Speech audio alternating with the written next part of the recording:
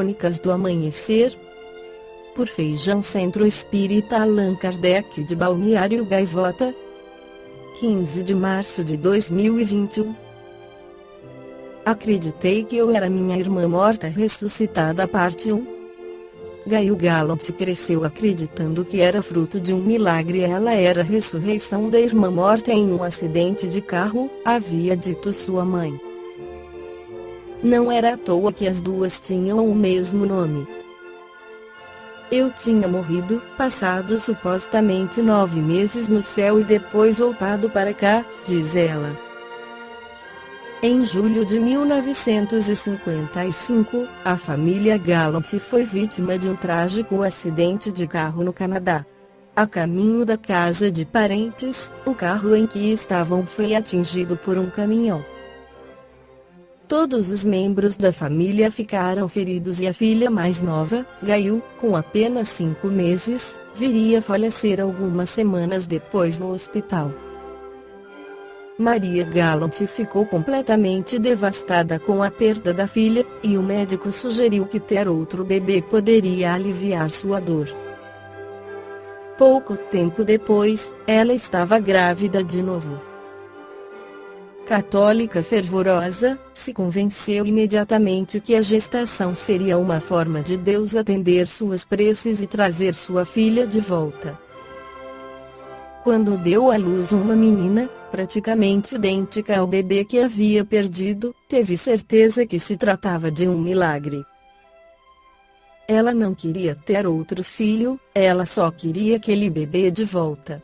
Ela acreditava que Gail estava literalmente na sua barriga, crescendo novamente, diz a hoje escritora Gail Gallant, que veio ao mundo em um parto milagrosamente indolor. Segundo a minha mãe, eu tinha exatamente o mesmo peso, cabelos escuros, o mesmo rosto. Maria decidiu então chamá-la de Gail, mesmo nome da filha que havia perdido. E aos 4 anos, Gail se sentiu ciente que havia renascido.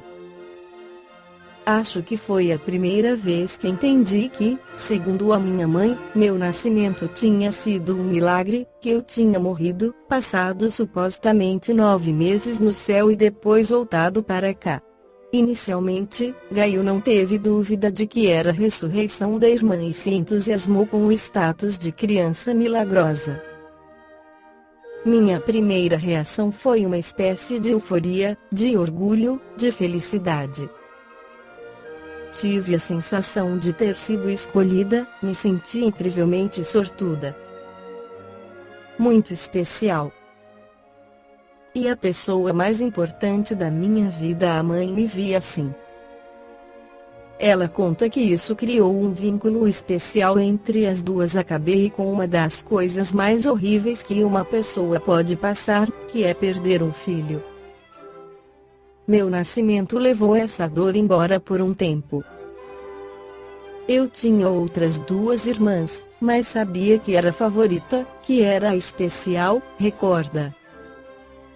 Por ser uma criança milagrosa, Gail se sentia predestinada a fazer um bem maior pela humanidade. Chegou a pensar, inclusive, que se tornaria santa ou freira.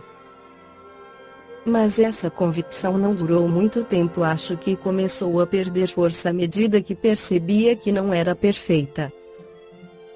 De alguma forma, senti que não poderia corresponder às expectativas que eu achava que seriam razoáveis, para alguém que havia ressuscitado dos mortos. Tinha de haver algum propósito na minha vida. E eu não me senti à altura disso. No Evangelho segundo o Espiritismo, Allan Kardec esclarece sobre ressurreição e reencarnação no capítulo 4, a reencarnação fazia parte dos dogmas judeus, sob o nome de ressurreição. Somente os saduceus, que pensavam que tudo acabava com a morte, não acreditavam nela. As ideias dos judeus sobre essa questão, como sobre muitas outras, não estavam claramente definidas. Porque só tinham noções vagas e incompletas sobre a alma e sua ligação com o corpo. Eles acreditavam que um homem podia reviver, sem terem uma ideia precisa da maneira por que isso se daria, e designavam pela palavra ressurreição o que o Espiritismo chama, mais justamente, de reencarnação. Com efeito, a ressurreição supõe o retorno à vida do próprio cadáver, o que a ciência demonstra ser materialmente impossível, sobretudo, quando os elementos desse corpo já estão há muito dispersos e consumidos. A reencarnação é a volta da alma ou espírito à vida corpórea, mas num outro corpo, novamente constituído, e que nada tem a ver com o antigo. A palavra ressurreição podia, assim, aplicar-se a Lázaro, mas não a Elias, nem aos demais profetas.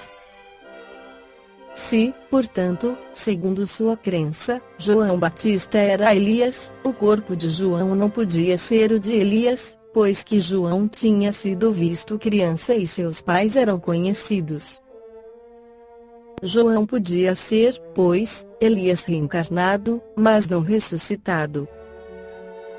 Segue Allan Kardec, não é, pois, duvidoso, que sob o nome de ressurreição, o princípio da reencarnação fosse uma das crenças fundamentais dos judeus, e que ela foi confirmada por Jesus e pelos profetas, de maneira formal. Donde se segue que negar a reencarnação é renegar as palavras do Cristo. Suas palavras, um dia, constituirão autoridade sobre este ponto, como sobre muitos outros, quando forem meditadas sem partidarismo. A essa autoridade, de natureza religiosa, virá juntar-se no plano filosófico, a das provas que resultam da observação dos fatos. Quando dos efeitos se quer remontar às causas, a reencarnação aparece como uma necessidade absoluta, uma condição inerente à humanidade, em uma palavra, como uma lei da natureza. Ela se revela, pelos seus resultados, de maneira por assim dizer material, como o motor oculto se revela pelo movimento que produz. Somente ela pode dizer ao homem de onde ele vem, para onde vai, porque se encontra na Terra, e justificar todas as anomalias e todas as injustiças aparentes da vida. Sem o princípio da preexistência da alma e da pluralidade das existências, a maior parte das máximas do Evangelho são ininteligíveis, e por isso tem dado motivo a interpretações tão contraditórias. Esse princípio é a chave que deve restituir-lhes o verdadeiro sentido.